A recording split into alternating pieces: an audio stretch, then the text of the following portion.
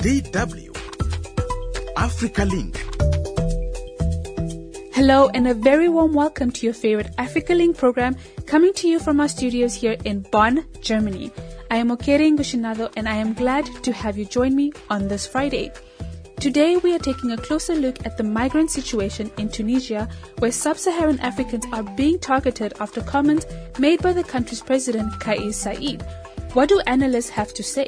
What Said is trying to do is trying to present a scapegoat for the economic woes in Tunisia, to say that, look, let's deal with the problems of the economy. These black Africans are the problem. Let's start with them first. And it's a tragedy. Meanwhile, we hear from Tunisians who are helping people on the ground. Actually, I'm a citizen that don't want to see them leaving the country, so I do whatever I can to help. Make sure to stick around for this discussion. But first, here is the world news in brief. DW News. G'day, I'm Sertan Sanderson with the news on Africa Link. An affiliate of the Islamic State terrorist group has tortured and killed 35 people in Nigeria's northeastern Borno state. All the victims were internally displaced persons who, apparently, had gone fishing in a local river. Militants belonging to the jihadist Islamic State West Africa Province organization had reportedly warned the fishermen on several occasions against, quote, trespassing into the territory controlled by them. In Uganda, the Speaker of the Parliament invited members of the LGBTQ+ community to appear in the House to debate the country's new anti-homosexuality bill. Speaker Anita Among had earlier stressed that the bill had to pass the House at any cost. President Yoweri Museveni had said that the West had, quote, provoked Uganda to table the bill. If it is passed, the bill will propose jail terms of 2 to 10 years for not only committing acts of homosexuality, but also for any kind of support or abetting. Same-sex relations and acts are banned in 30 African countries. However, Human Rights Watch believes that if the law is passed, Uganda will be the only African country to criminalize those who simply only identify as LGBTQ+. You're listening to the news on Africa Link, which is brought to you by Germany's international broadcaster, DW. With the number of cholera victims surpassing 1,600 in Malawi, the country has decided to host a 2-day ministerial meeting for the 14 African countries affected by the outbreak. The government says the meeting in Lilongwe will look at the response in the affected countries and examine mitigation measures which could tame the spread of the deadly disease. Other African nations affected by the outbreak include Mozambique, Zambia, Ethiopia, Kenya, Somalia, Burundi, Cameroon, the DRC, and Nigeria. A former member of the Jehovah's Witness religious group has killed 7 people, including an unborn child, in Germany's second-largest city, Hamburg. He then reportedly turned the gun on himself after what police officers referred to as, quote, a rampage. 8 others were injured. Police said the perpetrator and the victims were all German nationals. DW's Benjamin Alvarez-Gruber has more from the scene. One of the neighbors, a woman who's living nearby, told German media that she heard several rounds of gunshots before 9 p.m. Police was nearby. They managed to come to this place of worship shortly after 9 p.m. When the first officers entered the building, they still heard a shot. That's the information that we have. And then they gave the information that they believe that the attacker is not on the run. That, of course, is something that people here were also hoping for. Of course, it's shocking news for everyone who is involved to see exactly what happened, how this unfolded. The mayor of Hamburg also expresses condolences for the families of the victims that died in the Thursday evening attack. And finally, a lion is on the loose outside South Africa's executive capital, Pretoria. Again. It is the 4th big cat to escape captivity in the country in as many months. The predatory animal was spotted about 30 kilometers west of the city on the way to the Hartbeespoort Dam. It is not clear yet from where exactly the lion had escaped. And that's the latest news. I'm Sertan Sanderson. Thank you for staying tuned. This is DW's Africa Link coming to you from Bonn, Germany. International rights groups have slammed Tunisian President Kais Saied for making racist remarks against migrants from sub-Saharan Africa, urging independent investigations into attacks fueled by his rhetoric. Saied said last month that migrants were behind most of the crime happening in the North African country and ordered officials to take urgent matters to tackle irregular migration. DW's Isaac Mugabe had a discussion dissecting the issue. Over to you, Isaac. Welcome to the story of the week, and it's about migrants in Tunisia. Tunisia's President Kais Saied recently called for urgent measures against illegal immigration of sub-Saharan African nationals. He said they were a source of violence, crime, and unacceptable acts. His comments were condemned by the international community, and the World Bank paused talks over its future engagement with Tunisia. They also led to widespread protests in Tunisia while hundreds of migrants fled the country. So, what is the history of sub-Saharan migration to Tunisia, and how many migrants are there? According to official documents, the migrants number around 21,000 out of a total immigration population of around 58,000. That's according to a recent study. These basic figures are important, and they show that immigrants make up a very small number of foreigners compared with the national population. Now, to discuss the plight of migrants in Tunisia, those who have chosen to stay with me to discuss this is Sami Hamdi. He is an intelligence analyst and risk advisor for many governments in terms of geopolitics of Africa, in the Middle East and North Africa, and many parts of the continent. To you, my guest, Sami Hamdi, what did you make of the comments made by your president, the Tunisian president, Kais Saied? Thank you very much for having me. I think first and foremost, as a Tunisian, I can honestly say that this is a particularly humiliating period to be a Tunisian at this particular moment in time, not only because of the comments that were made that were infused with racism, but also because the country is currently undergoing a coup that has seen the toppling of the democratic transition, a suspension of constitution, and we're essentially backsliding back into authoritarian rule. That's the first thing. The second point that's worth noting is that these comments essentially took everybody by surprise, primarily because Kais Saied did not need to make them either. What's worth noting is that this expression of racism is not the first of its kind, and it's very, very tragic for me to say this, but even before he made these comments, if you went around Tunis and went to talk to a lot of the students from Senegal, from West Africa, and some of these other places, they used to speak exceptional Arabic, and when you ask them about their time in Tunisia, they would say, we have ma'ishatan dhanka, our lives are miserable here as a result of the way that we are treated. In other words, it's very what Kais Saied said is not just about trying to win some sort of support amongst his base. There are some deep-rooted sentiments that have been manifested against other African nations or citizens of other African nations in Tunisia even before Saied made his comment. That's the first point. The second dynamic is that it's important to remember that migration or hard rhetoric on issues of migration go down very well in Europe. It's important to remember that if you look at the reaction of Italy and the reaction of Paris, these two states in particular, after Saied made the statements, Meloni in Italy, there was a document published on their official Twitter account saying that Meloni had contacted Saied and said that she is ready to commit wholeheartedly to support or to help Saied lobby for support from the EU. And we also see similar statements coming out of Paris, because what Saied believes is that if he's seen to be tough on migration, tough on this African contingent that is trying to cross the Mediterranean, some of them, not all of them. But if Saied is seen to be tough on this migration, then this essentially fulfills one of EU's two most primary objectives, which is security and migration. And this is why I think that when Kais Saied made this rhetoric, he believes that even if the African states are upset, I'm winning the EU states.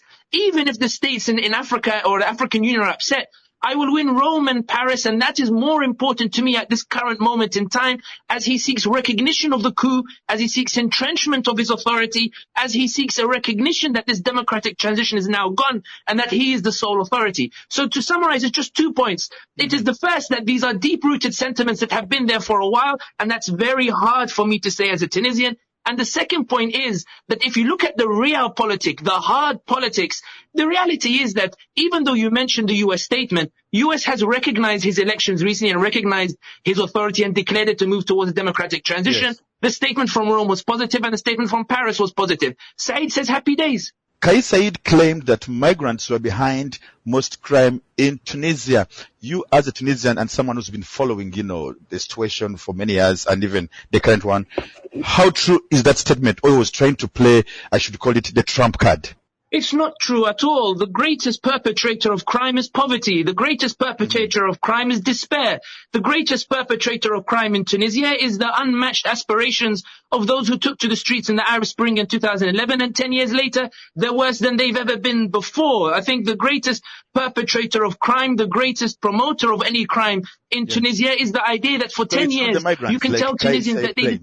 And that's the reality. What Said is trying to do is trying to present a scapegoat for the economic woes in Tunisia, to say that, look, let's deal with the problems of the economy. These black Africans are the problem. Let's start with them first. And it's a tragedy. It's a tragedy because the depths of despair in Tunisia from the failure of the Arab Spring or the failure to achieve aspirations is such that people don't even have, even if they sympathize, they no longer have the energy even to go out to the streets, to take to the streets, to defend anything anymore. Their only dream, and I'll finish on this point, I remember standing in a cafe in Tunisia telling to Tunisians, defend your democracy, defend this, defend.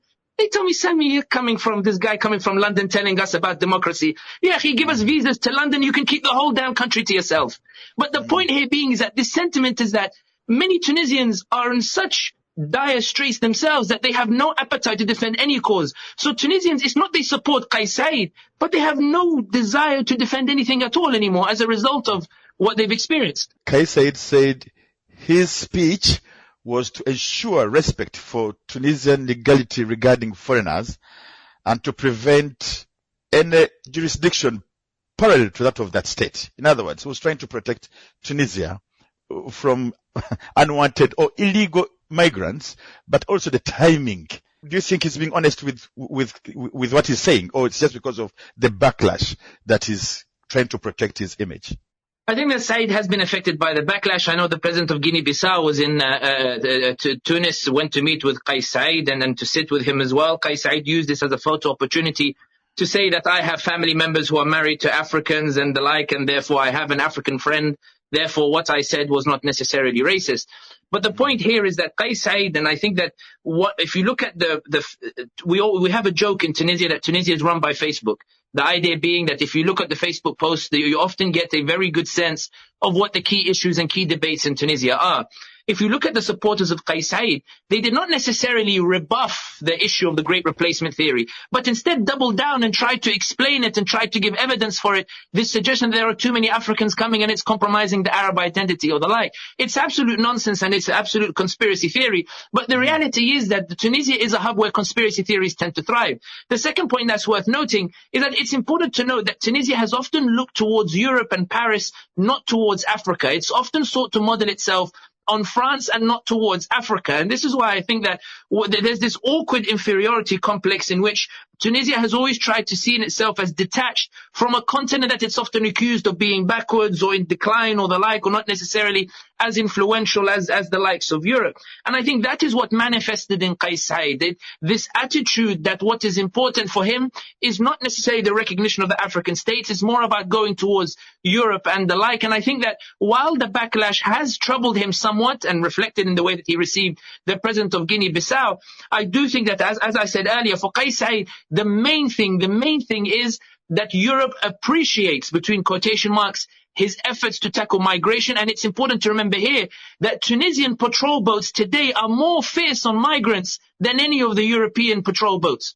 Now, Sammy, before I go ahead shooting questions, now let me first tell you what our users here on our Facebook Live are saying. They're saying the president of Tunisia's statement was reckless towards Africans and he needs to take it back. That was one of my questions I wanted to put to you. Until now, he has not apologized, but he has remained defiant. Why? Is that the character of Tunisian leaders? No, I don't think it's necessarily the character of Tunisian leaders. I think it's more that Kais Saied believes that he doesn't need to apologize, and that the reality is that the options of the African Union and indeed of the African states is very limited, and that there is not necessarily a commitment from African states to really force an apology out of Kais Saied. Kais Saied believes that he can ride it out, that he can present himself in front of his supporters as this leader who is strong, who does not back down. And Qais Said believes that practically on a political level, this is a storm that will pass. He'll achieve his aims of cracking down on Africans in Tunisia. He'll win the support of some European states, and the African heads of state will eventually welcome him back and will eventually talk to him. That's what Qais Said is gambling on. It's this idea that given that the options are limited, there's no need to apologize and no need to retract any of those particular statements. What's worth noting, however, is that this statement hasn't gone down well inside Tunisia at all. I know that there's a lot of reports of Africans being hit on the streets and kicked out of their homes and the like, particularly in the capital, Tunis. That much is that is true. However, that does not mean that Tunisians necessarily like what Qais Said said or support what Qais Said says. And what's important to highlight here before handing over is to remember that Said is operating in an environment of apathy, not an environment of support. He's operating in an environment in which Tunisians no longer have faith in any system, and this is what allows Said to essentially do what he wants. It's true that many believe Tunisians should do more with regards to what's happening to African migrants. We saw some Tunisians take to the streets demanding their rights. We're seeing a lot of activism from Tunisia and statements of condemnation of Qais Said, calls on the UN to take action. We're seeing Tunisians mobilize, trying to deploy whatever power they can to push back against Qais Said. However, I do think that when it comes to whether Qais Said will retract the statement, I think it depends on whether the African states are committed to getting an apology out of Qais Said, or whether they believe that it's just an issue that's not worth talking about, primarily also because Tunisia is a minor country, not really worth the time of heads of states like Nigeria and the like, who are focused on more on other issues that they deem of greater importance. Another question coming in on our page. One is wondering, what are Tunisian lawmakers doing about his statements and the citizens as well? The reason I'm laughing is not because of the question. The reason I'm laughing is because, you know, I can only reply, what lawmakers? Exactly, Tunisia does not have lawmakers anymore. The parliament was suspended, and then there was this orchestrated election under a new constitution that Said wrote by himself, a constitution where nobody knows what powers this parliament has, and nobody knows who even the members of parliament are anymore, and that this parliament no longer has any real power whatsoever compared to the parliament post-Arab Spring, a parliament that was the most powerful institution of the state. So we don't really have lawmakers in Tunisia to challenge Qais Said, and indeed even the prime minister of Tunisia, Najla Bouden, has no power herself. Said has taken all that power himself and then appointed a woman prime minister as a PR display to sort of say to the world, look how progressive my coup is. I've appointed a woman as the first prime minister in the Arab world. So the point here being is that there are no lawmakers that are actually mobilizing with regards to Qais Said, and I don't think there are any institutions within Tunisia itself that can force Said to back down, primarily because all the power now is concentrated in his hand. What I do think, though, however, is that the crux of the question is there anybody that can push back against Qais Said? And the reality is that there are only two blocs that can push back against Qais Said and force an apology if they want one, and that's the African Union, and that's the European and the US powers. That is the voice of Sami Hamdi, the managing director of the International Interest, which is a global risk and intelligence company that was speaking to my colleague Isaac Mugabi. Now, before we hear the rest of that discussion, two Tunisian women are helping migrants impacted by the recent attacks. Here are the voices of Amal and Henda.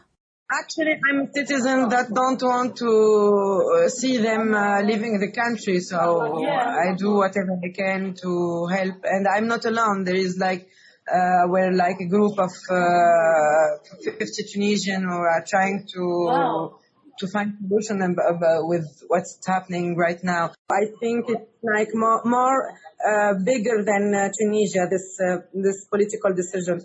We heard about for many years that Tunisian is like a cadenas and blocus for Africa, and now it's becoming more and more here, where we know that we are stopping immigration from Africa to Europe, and it's a big political issue. It's not only. Our president was just stupid enough to do a racist and fascist statement, but I think it's not his decision. It's bigger than that. Although we had all the signs that this crisis will come in Tunisia or in other countries in the Arab world, and maybe it's time now to face the reality, to say that, there is racism in Arab countries as well, and it's a very deep in all the structures of the society, and we have to fight against it.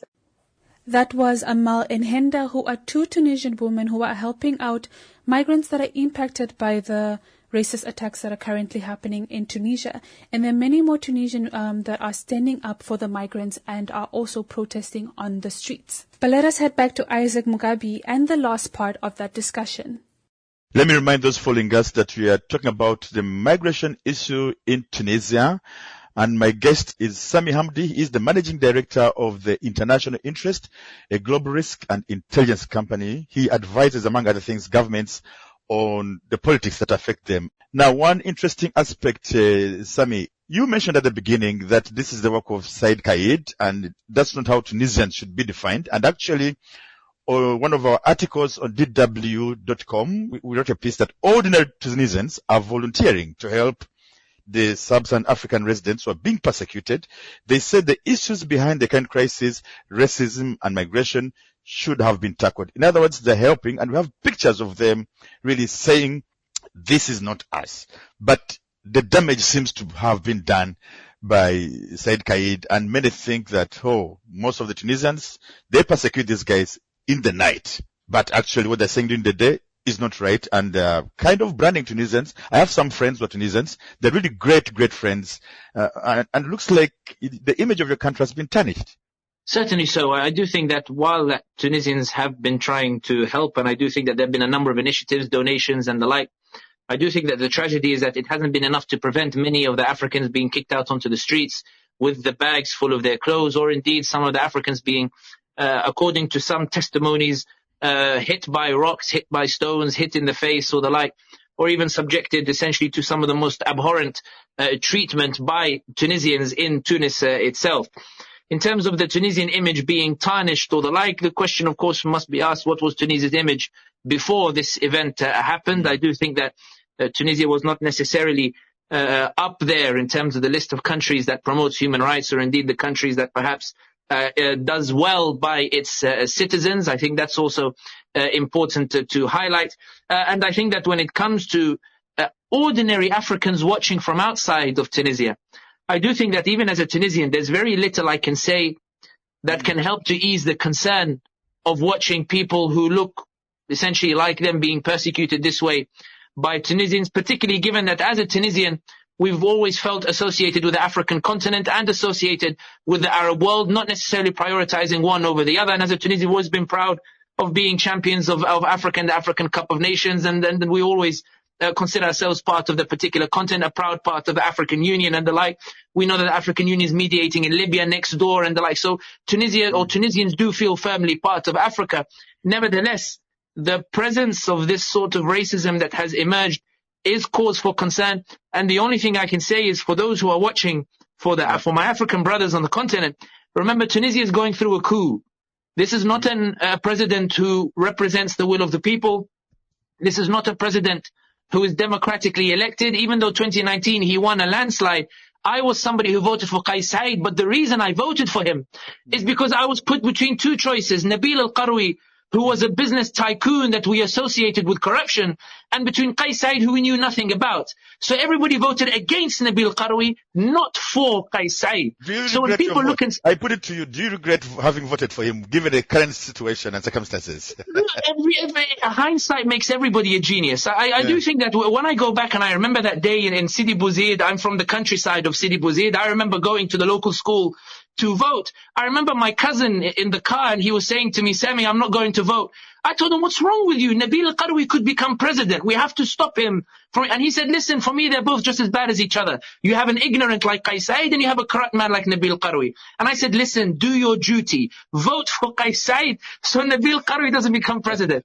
I was speaking to him on the phone last week, and he goes, what? You know? He reminded you of your not so wise choice.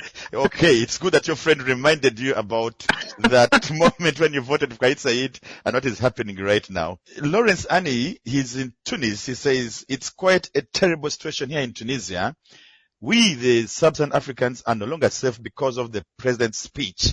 more attacks and hatred by the citizen towards we black Africans. I still want to put it up to you, Sami, not only as our expert today, but also as a Tunisian. I've been reading around, and landlords are not giving their rooms again to Africans, and even taxi drivers are not carrying the Africans because of this present speech.